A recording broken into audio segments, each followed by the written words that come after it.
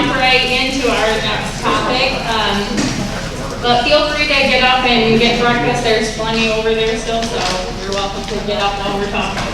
So I'm Solis-Mullen, and I am an estate settlement officer at Greenleaf Trust. I've been there for a couple years now, and before that I was an attorney in private practice. Hello everyone, my name is Robertson, and my connection to Greenleaf Trust is I was a former Greenleaf Trust scholar, and basically what that means is I received a scholarship from Greenleaf Trust and while I was a student at Western. And currently I work at PricewaterhouseCoopers, which is a Big Four accounting firm. Okay, so we're going to do another activity. So if you guys want to, can everybody stand up? Okay. And so I am going to represent Saver A, and Spencer is going to represent Saver B. So we'll each explain. Spencer, can you shout, or do you want the microphone? I'll shout. Okay. Since we're going to be farther apart. So you're going to pick a side. So we'll give you a little scenario, and then you can pick a side to see who you think is going to end up with the most money. So I am Saver A, and so between the ages of 30 and 65, so for a total of 35 years, I'm contributing to my investment account $1,800 a year. So that's $150 a month, $1,800 a year for 35 years between ages 30 and 65.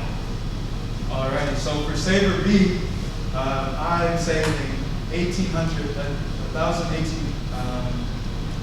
per year, the same amount, and I'm saving from ages 21 to 30 for a total of 10 years. So Saver B has saved for 10 years, and I have saved for 35 years. Same amount of money, from 30 to 65. So I'm 65 now. I think the question is, which one's going to have more money? And that's Saver A, and I'm Saver B. Yeah, we'll have the most money. So I have invested over 35 years. Really contemplating for our money. What's up, real?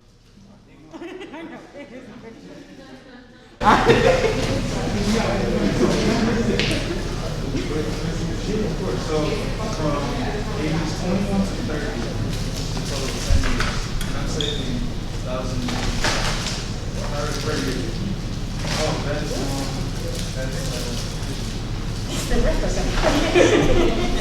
Yeah, we have So I'm saving for 35 years, $1,800 a year. I'm putting in my investment account. So I have saved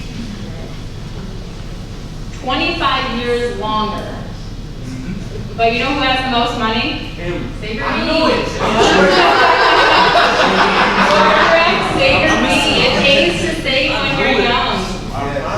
Alright, we're going to do another one. Maybe she lost her money. I need the whole thing. Yeah, he said, how are we saving? We didn't get the full story. Alright, so I'm going to be Saver A. Alright, you guys, so we're doing another example. Alex is Saver A, and I'm Saver B again. But this time, just a second. This time, Saver. I'm the same, so 30 to 65. 35 years. And this time for Saver B, instead of saving at age 21, we're saving at age 18 now. And we're saving from age 18 to 25 for a total of 8 years instead of 10 years. And I'm also saving the same amount, which is $1,800 per year. So again, I ask you guys, who do you guys think will save the most upon retirement? Saver A, which is Alex, or Saver B? So I've saved for 35 years, from 30 to 65, and invested it. He's only saved for 8 years. Only saving for 8 years. See, I feel like now I'm over here. I don't know. That don't mean you don't know how to save, though. That's what I'm saying. 10%. What's the interest rate? 10%. That's a good question. For both. Yep, 10%. Wait, 10% for both? Yeah, 10% for both. It's the same interest. So, You did for 8 years? yeah, She 8 was years. for 35. 8 You years. guys with I this? swear to God, if I go Are you guys y'all change this one. You guys over there? all over here? Alrighty, so you guys, Saber B again is the correct answer.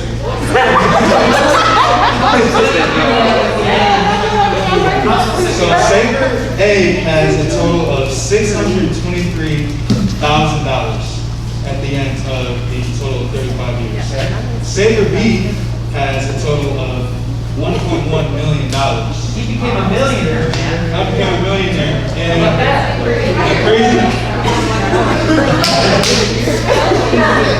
the crazy thing is, the reason being is because, again, Saber B started saving much earlier, and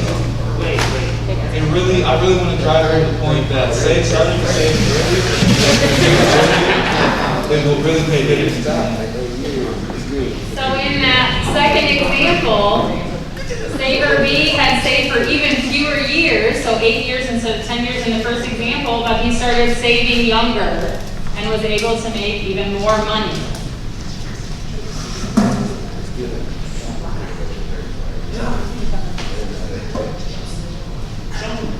Do you have the video? Oh, yeah. You want the video?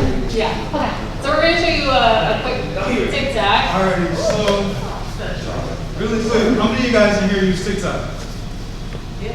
Oh wow. Okay, definitely. What are your I would say, do you guys view TikTok as you guys use it to laugh? Do you guys use it to learn stuff? I want to hear from you guys. What do you guys use TikTok? A little bit of both. A lot of like that for sure. What are some of your favorite TikToks that you guys? I'll say two. I want to hear from two people.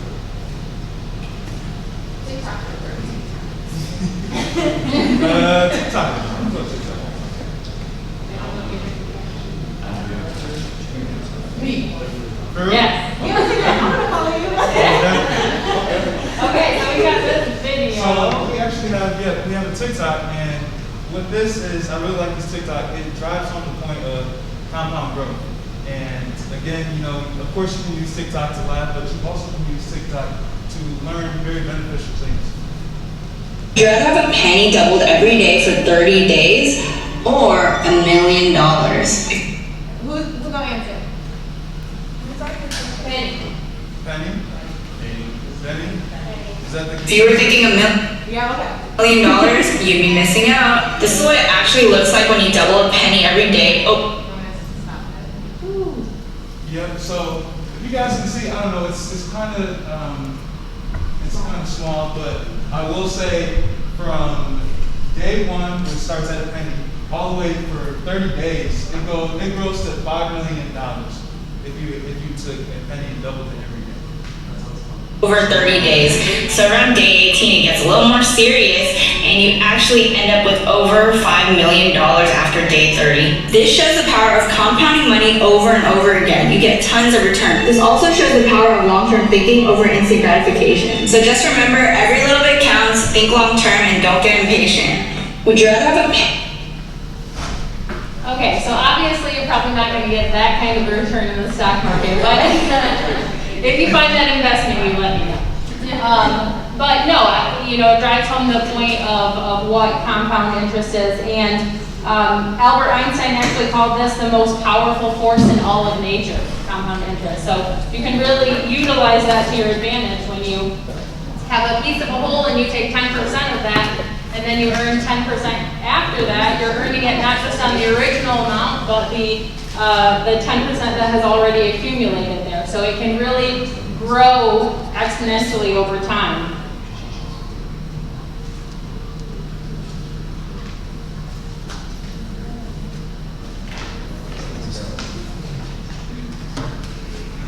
Okay. So this shows just a quick chart, some more maybe realistic numbers of your abilities with compound growth. Putting your $10,000 into savings, you're earning 1%. From 0 to 50 years, you have 16,466, and that doesn't really even take into account the effect of inflation. So really, your dollars are losing value there. versus 10% in the market, the effect that can have over 50 years, turning that into over $1 million. And like we talked about, the younger you start, the more time it has to grow and for that growth to become part of your principal and grow even more.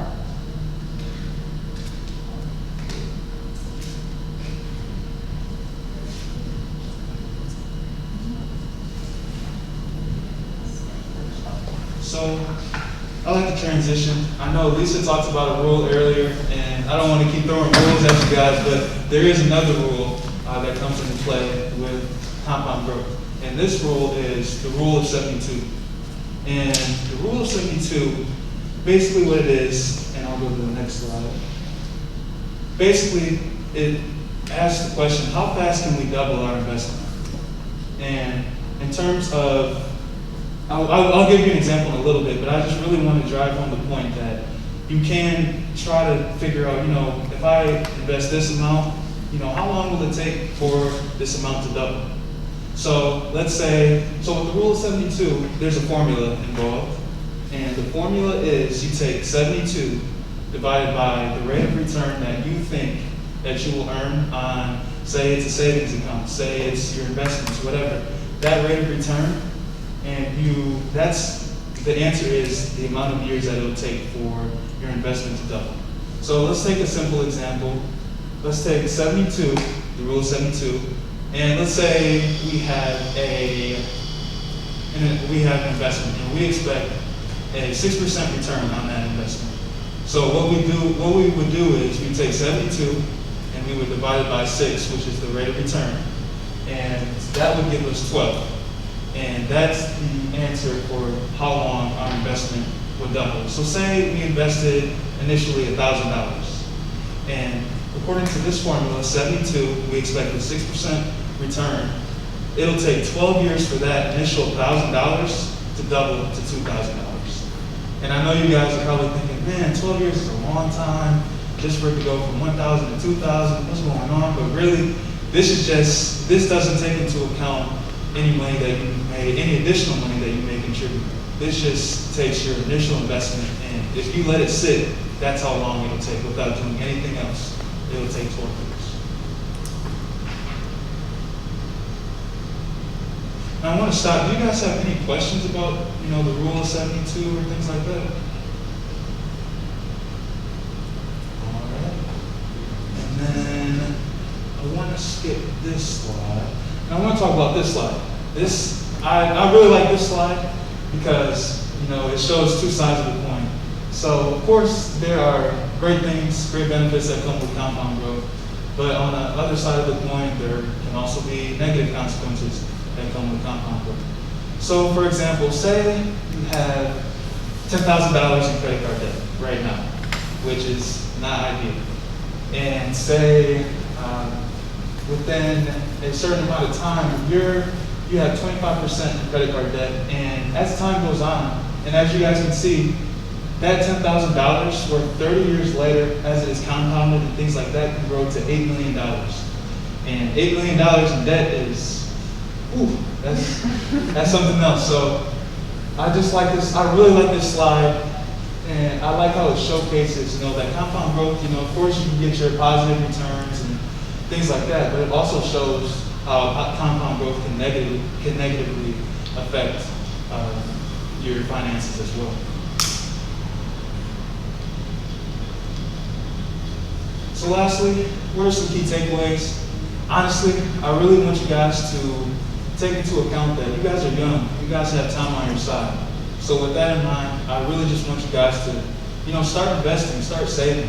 And when it comes to saving, when it comes to investing, honestly, you don't need to invest or save a crazy amount. You don't need to save $1,000. You can save whatever is comfortable to you. So say that's $1, say that's $5, $20.